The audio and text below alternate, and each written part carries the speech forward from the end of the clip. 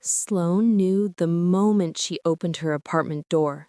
It wasn't Maya's playful smirk, that was standard. It was the bag. An enormous, striped gift bag in shades of cloud soft lavender and mint, dwarfing Maya's frame and rustling with tissue paper. "Happy birthday, you glorious control freak," Maya announced, sweeping past her. "I said no gifts," Sloane stated, closing the door with a definitive click. "My life is a curated ecosystem. I don't need clutter." "This isn't clutter," Maya said, setting the bag on Sloane's pristine, modernist coffee table with reverent care. "It's an experience, a game. Call it the Unwind Protocol." Sloane crossed her arms, her silk blouse not wrinkling. "That sounds like a corporate wellness seminar. I'd rather have clutter." Maya ignored her, her eyes sparkling. 10 gifts, numbered 1 through 10.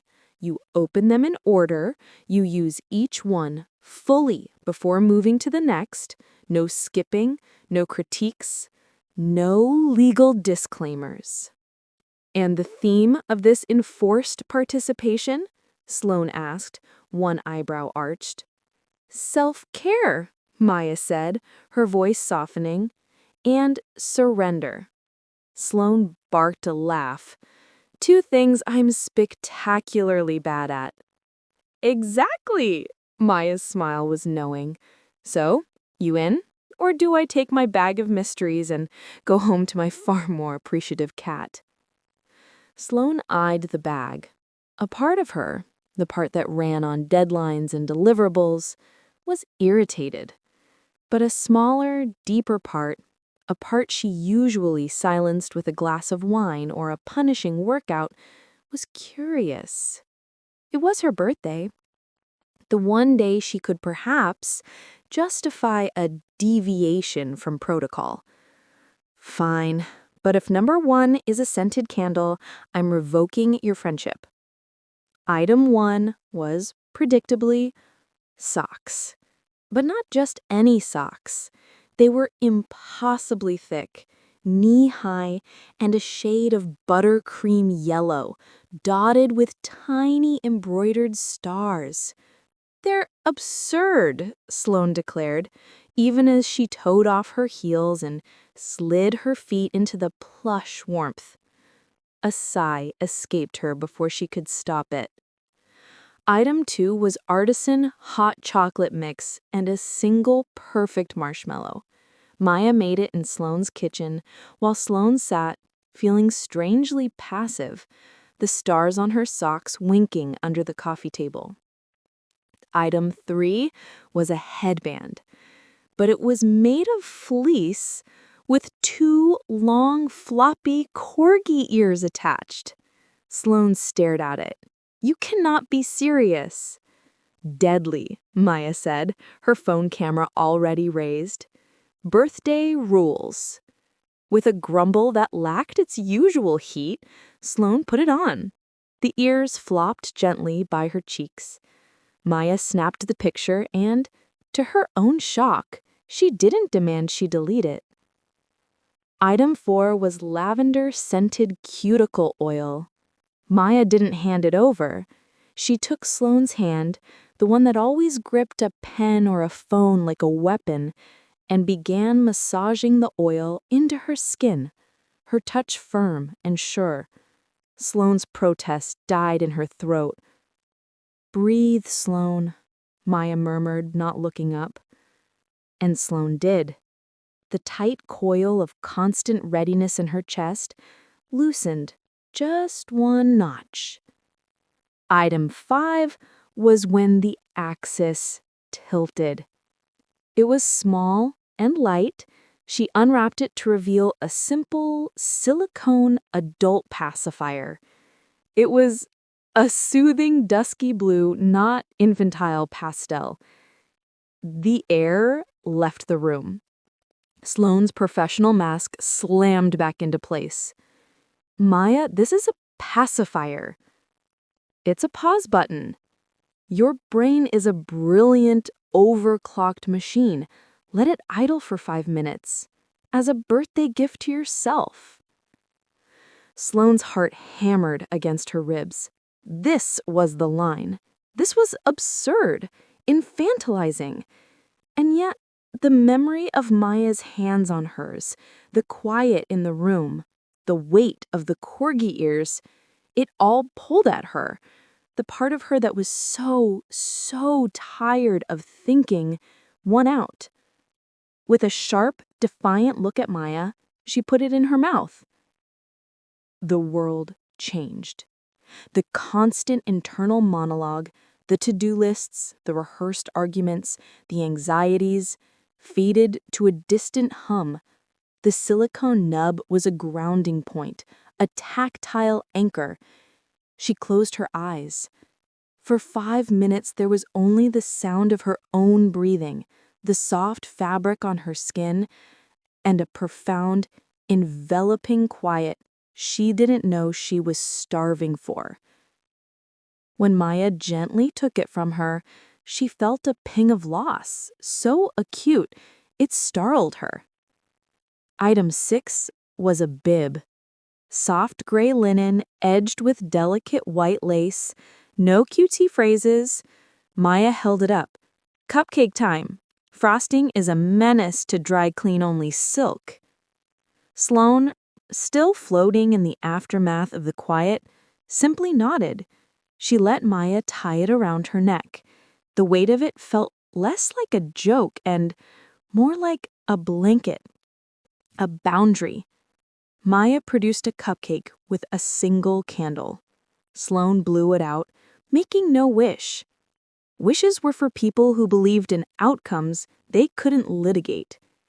Then Maya reached into the bag, not for item 7, but for something else. She pulled out a flat, folded rectangle of plastic. She knew what it was before Maya unfolded it. A pull-up. Plain white, discreet, but undeniably what it was. The thick, soft padding was visible. "No," Sloane said, the force returning to her voice. "Absolutely not. That's too far." "It's not on the numbered list," Maya explained, her tone still impossibly gentle. "It's a prop for the aesthetic. One photo to capture the moment of full letting go. Then it goes in the trash. A visual representation of shedding the weight you always carry." "This is insane." "Is it?"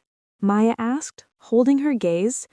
"You're wearing a bib and corgi ears. You just used a pacifier. Why is this the line?" Sloane had no answer, because it felt different. It felt deeper, more vulnerable. It felt real in a way the other items hadn't. The quiet from the pacifier had opened a door inside her, and this item stood in that doorway. "Just the photo," Maya whispered. "A secret between us. A testament to your courage today." Courage. The word hooked something in Sloane. Letting a junior partner take the lead on a case was nerve-wracking. This was terrifying. And yet, she stood up. Wordlessly, Maya helped her. She guided the pull-up up her thighs, her touch clinical and respectful. The sound of the tape's fastening was loud in the silent room. The padding was thick, cool, and then warming. It was a bizarre, encompassing hug around her hips. She felt utterly exposed and strangely secure. Maya took the phone. One click. No flash. She looked at the picture. She saw a woman in a silk blouse, a linen bib, and floppy corgi ears and a shockingly thick, padded backside. But she didn't see mockery. She saw a woman whose shoulders were for the first time in years not hunched toward her ears. She saw peace. "Halfway," Maya said softly, handing her item 7. It was heavier. Sloane unwrapped it with trembling fingers. A baby bottle, glass, with a silicone collar and teat filled with warm milk and a hint of honey. Sloane's breath hitched. Maya, I can't. Just one sip, Maya urged, her voice a tender balm. You don't have to finish it, but try. For the experience. Let someone else hold the weight just for a moment. Let me. The bottle was warm in Sloane's hand.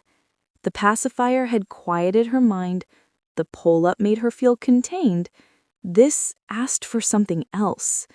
This asked for her to be nourished, to receive. She met her eyes, which held only an ocean of unconditional space. Slowly, with a vulnerability that felt more naked than any physical exposure, Sloane raised the bottle to her lips and took a small, tentative sip.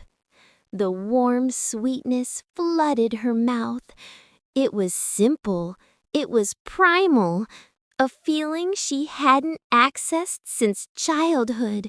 The pure, passive act of being fed, of being cared for, rose up and shattered the last of her defenses.